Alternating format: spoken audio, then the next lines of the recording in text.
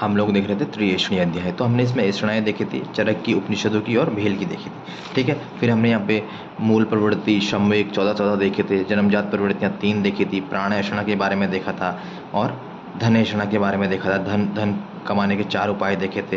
फिर परलोक ऐषणा भी हमने देखी थी। 4 पुनर्जन्म के 4 कारण देखे थे। सुश्रुत की सृष्टि उत्पत्ति के 6 कारण देखे थे। अब यहाँ पे बोल रहे हैं एक श्लोक मिलता है हमें, अपुनर्भव को अप्रत्यक्ष के कारण न मानने वाले पक्ष की शंका का समाधान। ठीक है, तो हमने पहले देखा था प्रत्यक्ष में अल्पम। प्रत्यक्ष चीज़ें क्या है? प्रत्यक्ष जो है हमारा ज्ञान है, मतलब प्रत्यक्ष ज्ञान करने योग्य वस्तुएं कम है और अप्रत्यक्ष वस्तुएं बहुत ज़्यादा हैं। अनल्पम अप्रत्यक्षम अस्ति। ठीक है, फिर हम देखते हैं कि जो हमारा अप्रत्यक्ष है उसकी प्राप्ति हम आगम, अनुमान, युक्ति, प्रमाणों से कर सकते हैं। दूसरी बात यह है कि यदि केवल प्रत्यक्ष को ही प्रमाण माना, जैसे कि चारवाक मानता है, तो फिर भी दोष आ जाएगा। दोष क्या आएगा कि इंद्रियां प्रत्यक्ष का ग्रहण कराती हैं, इंद्रियों से हमें प्रत्यक्ष ज्ञान होता है, लेकिन इंद्रियां स्वयं अप्रत्यक्ष है। तो आपको यहाँ पे ये याद रखना है कि इंद्रियां स्वयं अप्रत्यक्ष होती हैं। फिर हमें देखना है कि जो हमारा प्रत्यक्ष ज्ञान में बाधक 8 कारण थे वो हमने देखे थे। फिर हम माता पिता को जन्म में कारण मानने वाले पक्ष की शंका का समाधान देख रहे हैं। तो बोल रहा है कि जो माता पिता को जन्म में कारण मानते हैं उनकी शंका का समाधान हम पढ़ रहे हैं। बोला जैसे माता पिता की आत्मा संतान में जाती है तो इस 2 तरह से जाएगी। एक तो क्या है कि एक पक्ष पूर्ण आत्मा संतान में गमन करेगी, दूसरा क्या है आत्मा का कुछ अवयव या हिस्सा जाएगा। तो पहला पक्ष जो है कि संपूर्ण आत्मा संतान में प्रवेश करेगी तो वहाँ पर भी दोष आ जाएगा। बोल रहा है कि माता पिता की मृत्यु हो जानी चाहिए। अगर संपूर्ण आत्मा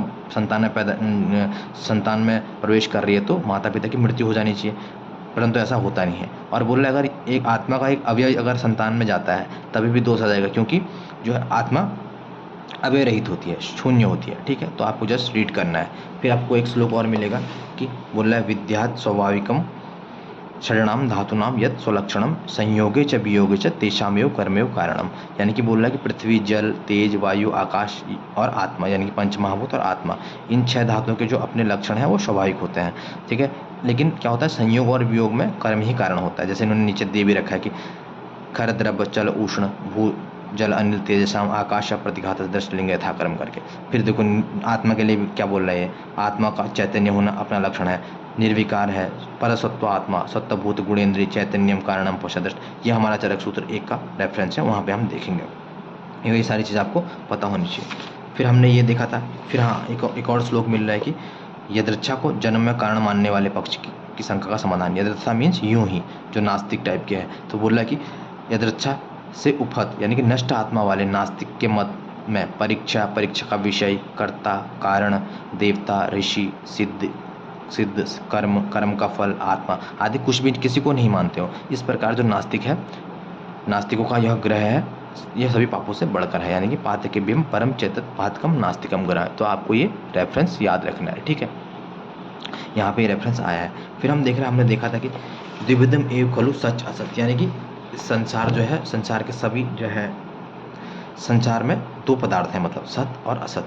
होने को। पदार्थ हम देखेंगे द्रव्य, षड पदार्थ देखेंगे, द्रव्य, गुण, कर्म, सामान्य, विशेष, समवाय करके। और वैशेषिकों का देखेंगे, अलग अलग आचार्यों, वैशेषिकों का अलग मत है, अलग आचार्यों का अलग मत है। तो कैटेगराइज करने के लिए ये 2 हैं, मतलब सत और असत। और सत हमने बताया था जिसकी सत्ता है, जिसका एग्जिस्टेंस है, जिसका अनुभव होता है, जो भाव पदार्थ इसको बोलते हैं। असत मीन जिसकी सत्ता नहीं है, दिखाई नहीं पड़ती है, अनुभव भी नहीं होता है, उसे अभाव पदार्थ कहते हैं। तो भाव पदार्थ में हमारे क्या आते हैं, द्रव्य, गुण, कर्म, सामान्य, विशेष, समवाय, षड पदार्थ जो है।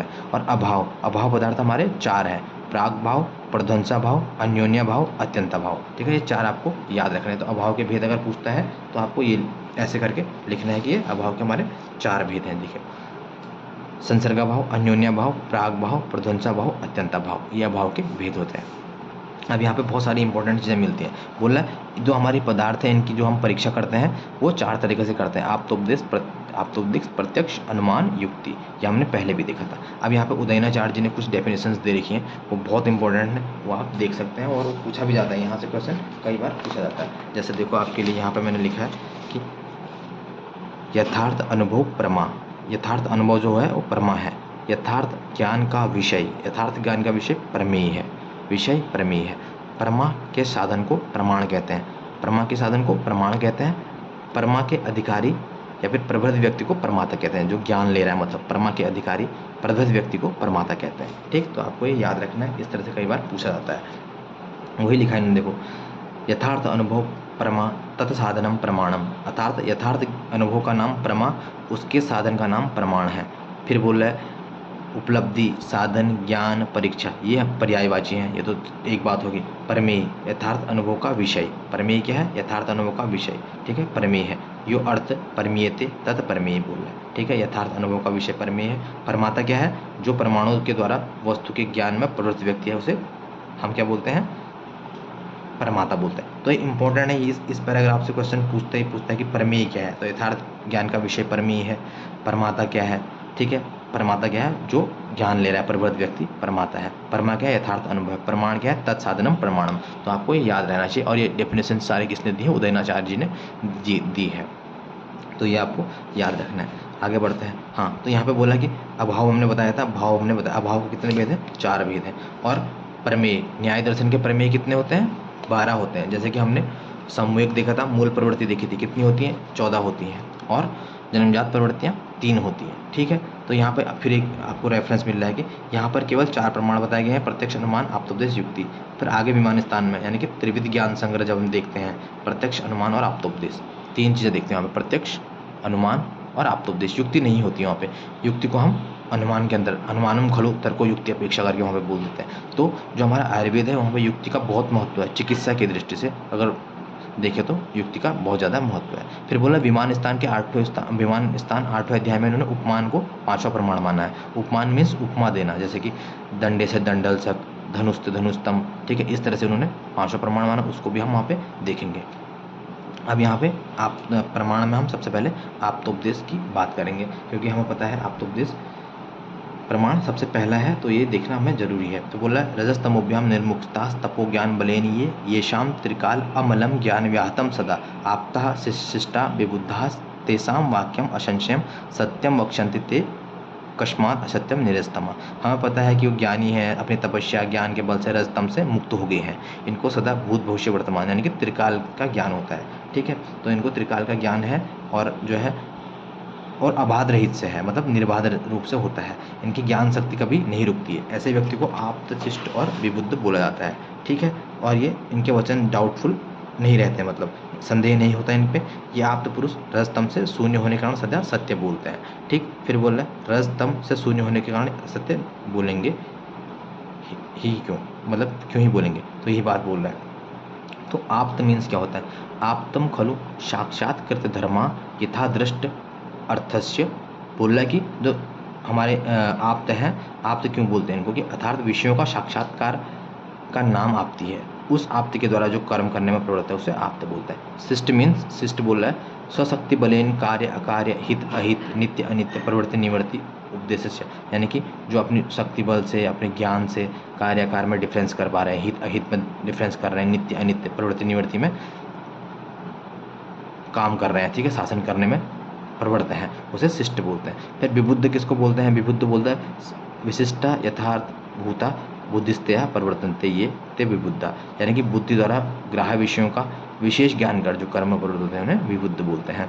अब देखो यहाँ पे एक इंपॉर्टेंट है कि आप्तोपदेश प्रमाण को न्यायवर्ती का कारण ने क्या बोला है? शब्द बोला है। तो आप्तोपदेश का प्रमाण शब्द, पर्यायवाची शब्द भी है। आप्तोपदेश प्रमाण को न्यायवर्ती का कारण शब्द प्रमाण का है। आप्तोपदेश शब्दम देखो मिल रहा है, आप्त वाक्यम शब्दम। और तर्क संग्रह ने क्या बोला है? ऐतिह्य और आगम बोला है, ठीक है। तो ऐतिह्य आगम शब्द ये क्या हमारा आप्तोपदेश प्रमाण के लिए यूज होता है। न्यायवर्ती का कारण ने आप्तोपदेश को शब्द बोला है, तर्क संग्रह ने ऐतिह्य और आगम बोला है। फिर बोल रहा है यह जो लौकिक अलौकिक साधारण 3 शब्द के भेद, लौकिक अलौकिक साधारण भी है। शब्द के भेद हम दृष्टार्थ अदृष्टार्थ सत्य अनर्थ ये भी देखते हैं। देखो हमने यहाँ पे कुछ चीज़ें लिखी हैं तो आप देख सकते हैं।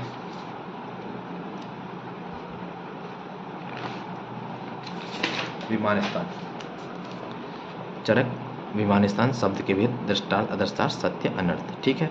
अब देखो इससे आगे हम ये देखते हैं कि जो हमारा चक्रपाणी है उन्होंने आप्तोपदेश के लिए क्या बोला है? 2 प्रकार बोले हैं, लौकिक आप्त प्रणीत और अलौकिक। अलौकिक मीन परम आप्त वर्णादि प्रणीत, जो पहले वेदादि हैं हमारे अलौकिक आप्तोपदेश है। तो लौकिक आप्तोपदेश और अलौकिक आप्तोपदेश, ठीक है। फिर हम देख रहे हैं चरक विमान में ऐतिह्य नाम आप्तोपदेश बोला है, वेदादि बोला है, और शब्द के भेद भी हमने देखे थे। न्याय दर्शन शब्द प्रमाण 2 प्रकार का बोलता है, दृष्टार्थ और अदृष्टार्थ। तो हमने यहाँ पे बहुत सारी चीज़ें देख ली है। त्रिविध ज्ञान संग्रह हमारा क्या है? आप्त, प्रत्यक्ष और अनुमान है। ठीक है, और ये भी देखा था हमने कि ये सारा आपको याद करना है, क्योंकि एक क्वेश्चन यहाँ से बन सकता है कि रोगी की परीक्षा, उपलब्धि, साधन, ज्ञान, प्रमाण, ये पर्यायवाची शब्द होते हैं। ठीक है, आगे बढ़ते हैं तो इसमें हम और देखते हैं। अब हम देख रहे हैं प्रत्यक्ष। प्रत्यक्ष भी इम्पोर्टेंट है। क्या बोला प्रत्यक्ष के लिए? आत्म इंद्रिय मनो अर्थानाम सन्निकर्षात् प्रवर्तते व्यक्ता तदात्वे या बुद्धि प्रत्यक्षम से निरुच्यते। ठीक है, तो आत्मा, इंद्रिय, मन और मन के अर्थ जो है शब्द स्पर्श रूप, इनके सन्निकर्ष होने पर जो ज्ञान हमें प्राप्त होता है, जो स्पष्ट हमें दिखता है, वो हमारा क्या है? प्रत्यक्ष है। तो व्यक्ता और तदात्वे, व्यक्ता मीन्स निश्चयात्मक, तदात्व मीन्स क्षणिक। ये पीछे आपको मिलेगा, व्यक्ता मीन्स निश्चयात्मक, तदात्व मीन्स क्षणिक। तो ये सारी पूरा चैप्टर इंपॉर्टेंट है, आपको आगे भी जब पदार्थ पढ़ेंगे वहाँ पर भी काम आएगा, और जब आप लोग जो है विमान पढ़ेंगे वहाँ पर भी ये सारी चीज़ें मिलेंगे, प्रत्यक्ष भी मिलेगा वहाँ पे। तो बोल रहा है ये आपने देखा। फिर यहाँ पे सारी चीज़ें आ रही है कि मन पुरुषराणी, ठीक है, हमने देखा था APS देखा था, मन के अधीन, ठीक है, मन के साथ और मन की प्रेरणा से। तो ये सब बता रहा है, आत्मा, इंद्रिय, मन अपने विषयों को सन्निकर्ष प्रत्यक्ष कारण होता है। इसके बाद आत्मा सभी वस्तुओं का ज्ञान होता है, ज्ञान अधिकरण आत्मा बोल रहा है। तो ये सब आपको देखना है। फिर यहाँ पे देखो व्यक्ता, व्यक्ता का अर्थ है निश्चयात्मक, जो मैंने पहले बताया था वो तदात्व, तदात्व का अर्थ है क्षणिक। तो ये आप देख लेना। फिर हम देखते हैं प्रत्यक्ष के भेद। प्रत्यक्ष के भेद कितने होते हैं? पहले आपको ये देखना है कि निर्विकल्प और सविकल्प। ठीक है, ये बहुत इंपॉर्टेंट यहाँ पर आपको मिलता है। देखो यहाँ से बता दूँ मैं आपको, ये आपका पदार्थ का भी है और यहाँ पे भी पूछा जाता है। प्रत्यक्ष हमारा जो है सविकल्प, निर्विकल्प। तो निर्विकल्प का तो कोई विकल्प नहीं है, सविकल्प में लौकिक और अलौकिक। ठीक है, फिर लौकिक का देखें तो वाह्य और अभ्यंतर ऐसे डिवीजन होता है। वाह्य में चक्षु, श्रवण, घ्राण, रसन, स्पर्श, अभ्यंतर में मन, खत्म हो गया। तो लौकिक प्रत्यक्ष के साधक सन्निकर्ष क्या है? संयोग, संयुक्त, समवाय। इनको आप देख लेना, रीडिंग कर लेना, और इतना इंपॉर्टेंट एग्जाम के दृष्टिकोण से नहीं है। फिर देख रहे हैं, आपको इतना याद रखना है कि जो लौकिक प्रत्यक्ष के साधक सन्निकर्ष हैं वो 6 होते हैं, और ये चीज़ याद रखनी कि बाह्य अभ्यंतर का कैसा डिवीजन है। फिर अलौकिक बहुत इंपॉर्टेंट है, अलौकिक से क्वेश्चन पूछते ही हैं। अलौकिक में क्या है? सामान्य लक्षण, ज्ञान लक्षण और योगज। ठीक है, सामान्य लक्षण, ज्ञान लक्षण और योगज। जैसे सामान्य लक्षण में हम देखेंगे गौ कहने से सारे गौों का ज्ञान होना है, गायों का ज्ञान होना। ज्ञान लक्षण मीन्स जैसे हम देखते हैं कि जो मिश्री को देख के, चीनी को देख के हमें बिना जीवा के स्पर्श से मीठा ज्ञान होता है, इस तरह की बात बताएगा। या फिर हम बर्फ़ को देख के शीतलता का ज्ञान हमें बिना टच करे ही पता चलता है। तो ये, और फिर हमारे क्या है? योगज। यह केवल योगी को होता है। इसके भी 2 भेद हैं योगज के, युक्ति और युज्जान। युक्त और युज्जान बहुत इंपॉर्टेंट है, पूरा डिवीजन आप भी इसको ऐसे बना सकते हैं। तो अलौकिक प्रत्यक्ष के साधक सन्निकर्ष 3 होते हैं। ठीक है, सामान्य लक्षण, ज्ञान लक्षण, योगज। योगज में युक्त और युज्जान। युक्त बिना समाधि के ज्ञान होता है, युज्जान में समाधि लगती है। इंपॉर्टेंट है, यहाँ से क्वेश्चन बनता है और आए हुए भी हैं। तो वही बात यहाँ पे लिखी है, देखिए ये सारा इसमें आप पढ़ सकते हैं, यही सारी बातें इसमें लिखी हुई हैं। ठीक, फिर यहाँ पे आपको आपकी बुक में भी मिल जाएगा। जैसे यहाँ पे बोल रहा है कि सामान्य लक्षण बोल रहा है कि जिससे जाति अर्थ के एक देश के प्रत्यक्ष होने से संपूर्ण जाति या अर्थों का समानता ज्ञान हो जाता है। जैसे गौ जाति मैंने बोला था, संपूर्ण विश्व की संपूर्ण गौ जाति का ज्ञान हो जाता है। ज्ञान लक्षण इंद्रियों के सन्निकर्ष के बिना ही विषयों का ज्ञान। जैसे हमने देखा कि बर्फ़ को देखने से बिना स्पर्श से शीतलता का ज्ञान, मिश्री को बिना जीवा के सहयोग से मीठे का ज्ञान होना। योगज में हम देखा योगी को होता है। ठीक, इसके 2 भेद है, युक्ति और युज्जान। तो युक्ति नहीं, युक्त और युज्जान। युक्त प्रत्यक्ष योगियों को बिना समाधि के सदा होता है। युज्जान प्रत्यक्ष समाधि से विचार करने पर होता है। ठीक, तो यही सारी चीज़ें यहाँ पे आई है। अब आ गया हमारा प्रत्यक्ष हमने देख लिया, और प्रत्यक्ष हम विमान स्थान में भी देखेंगे, वहाँ पर भी आपको डिफ्रेंशिएट करके बताएंगे। तो ये युक्ति हुआ, इसके बाद हम प्रत्यक्ष हुआ। अब फिर इसके बाद अनुमान। अनुमान हमारा बहुत इंपॉर्टेंट है, तो ये भी आपको याद रखना है।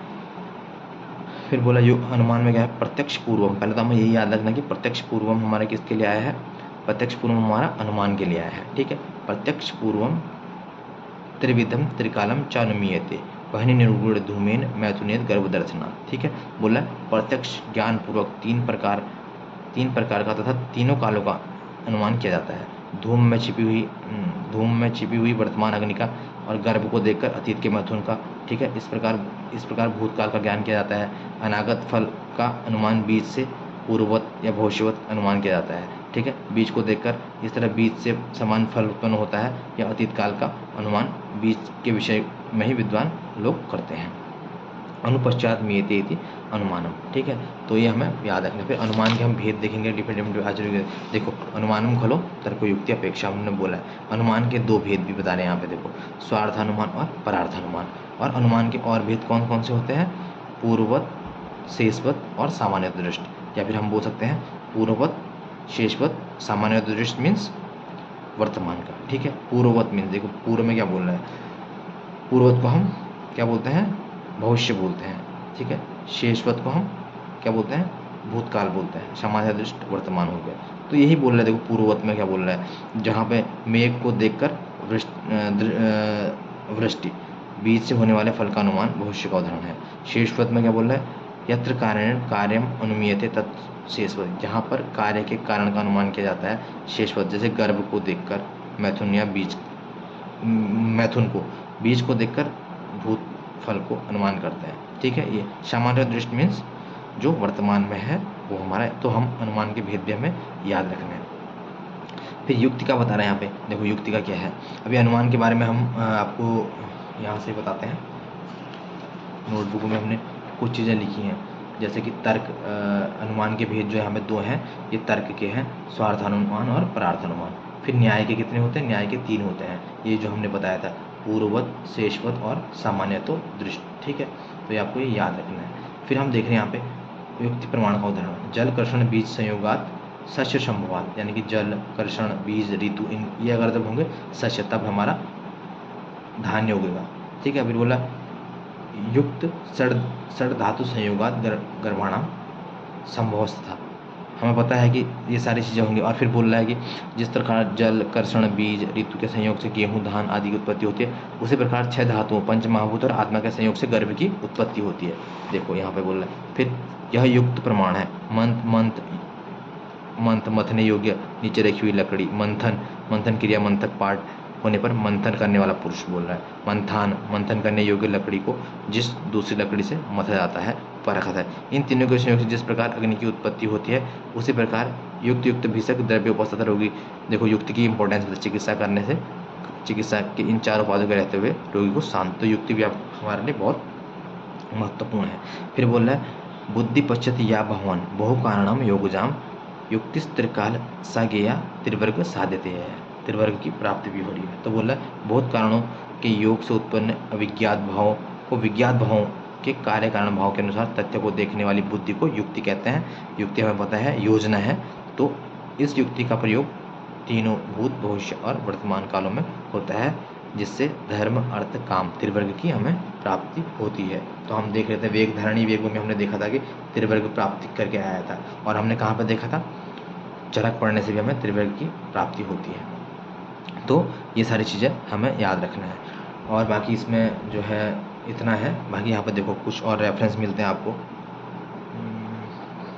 आगे मिलेंगे तो भी हम देखेंगे। फिर चतुर्विध प्रमाण हमारा क्या है उसके बारे में उपसंहार इन्होंने बताया है। अब चतुर्विध प्रमाण से पुनर्भव की सिद्धि कैसे होती है, ठीक। तो आज यहीं तक रखते हैं, फिर इसको नेक्स्ट ख़त्म करेंगे। बाय।